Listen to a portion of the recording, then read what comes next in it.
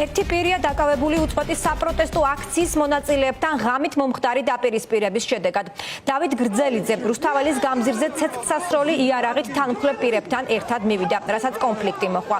ინციდენტი ბესიკის ქუჩის მიმდებარედ მოხდა, მისი განიარაღება დემონსტრანტებს მოუწიათ მიუხედავად იმისა, რომ ადგილზე პოლიცია იმყოფებოდა. წარწმეული იარაღი აქციის მონაწილეებმა პოლიციელებს გადასცეს. შინაგან საქმეთა სამინისტროში ირწმუნებიან, რომ დაკავებული არასრულწლოვანია.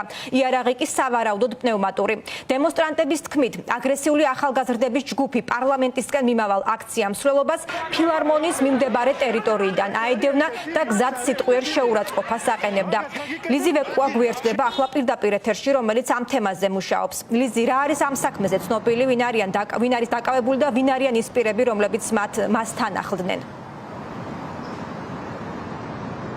დიახათი, თავდაპირველად საუბარს დავიწყებ იმით, თუ როგორ განვითარდა მოვლენების საპროტესტო აქციის მიმდინარეობისას. ტრადიციულად საზოგადოებრივი მაუწყებლის ძველი შენობიდან დაიძრა მარში მსვლელობა, რომელიც მიემართებოდა რუსთაველის გამზირზე პარლამენტის წინ, რა დროსაც როგორც მარშის მონაწილეები გვიყვებიან, ფილარმონიასთან მათ დაახლოებით 6-დან 8-მდე ახალგაზრდა პირი აედევნათ, მათ სიტყვიერ შეურაცხყოფას აყენებდნენ, რა დროსაც მათ იმ მომენტშივე მიმართეს პოლიციის თანამშრომლებს იმისათვის, რომ მათ რეაგირება მოეხდათ მომხდარ ფაქტთან დაკავშირებით. თუმცა რეაგირება პოლიციელების მხრიდან, როგორც აქციის მონაწილეები ამბობენ, არ ყოფილა და მეტიც ბესიკის ქუჩაზე უკვე აქციის მონაწილეებს 2009 წელს დაბადებული, როგორც შინაგან საქმეთა სამინისტრო ირწმუნება, 2009 წელს დაბადებული დავით გრძელიძე აქციის მონაწილეებს იარაღით თავს დაესხა და აქციის რამდენიმე მონაწილეს იარაღი დაუმიზნა. შინაგან საქმეთა სამინისტრომ დავით გრძელიძე აქციიდან რამდენიმე საათში დააკავა მომხდარი ფაქტის შემდეგ და მას 7 წლამდე თავისუფლების აღკვეთა ემუქრება, რაც შეეხება მომხდარს, როგორც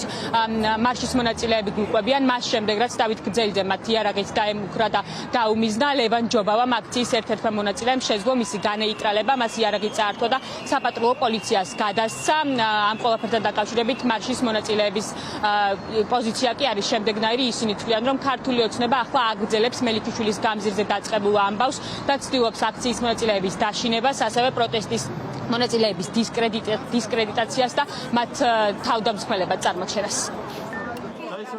რამდენჯერმე დავაფიქსირეთ პოლიციასთან, რომ ეს იყო მიზანმიმართული პროვოკაცია და პრინციპში მიზანი იყო დაპირისპირების გამოწვევა.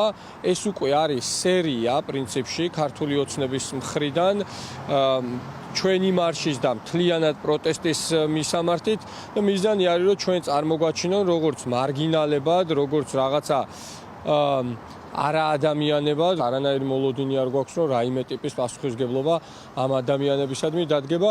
მით უმეტეს ეს არ იყო ერთადერთი ადამიანი, როგორც თქვი, 6-7 იყვნენ და იქიდან მინიმუმ ნახევარი მაინც არის ამოცნობილი. ვიღაც ტიპები იყვნენ, რომლებიც გვაგინებდნენ, რომ ამოვყევით ერთ-ერთი შევარდა აქ და ვისაგინებთ თქო, რომ ვკითხეთ, ეგრევე კედელთან დადგა და გააძრო იარაღი. წავართვით ეს იარაღი, გამოვიყვანეთ, მივეცით იარაღი პოლიციას და მივეცით ეს ტიპიც ჩავაბარეთ და მე საათზე მეტი გარეთ არ მიშვებდნენ და ადვოკატს არ უშვებდნენ, კარგი ხანი და რეკავდნენ.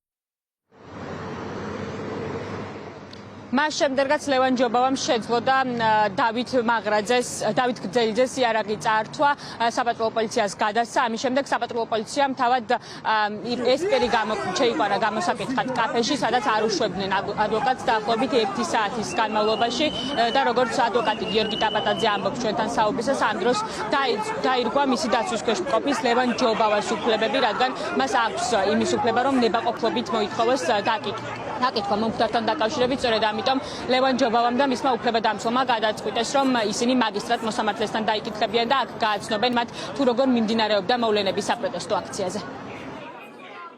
მიუხედავად იმისა, რომ დაახლოებით 40 წუთიდან 1 საათამდე ცდილობდნენ შესვლას, არ მიშვებდნენ შიგნით, რაც არის პირდაპირ დარღვევა კონსტიტუციის და კანონმდებლობის, იმიტომ რომ ადვოკატს აქვს უფლება დაუყოვნებლივ მოინახულოს თავის დაცვის ქვეშ ყოფი და ასევე იმ დაცვის ქვეშ ყოფის ფუნდამენტური უფლებაა, რომ დაცვის უფლებით ისარგებლოს და მოინახულოს ადვოკატი მაშინ, როდესაც პოლიციის ეფექტური კონტროლის ქვეშ არის.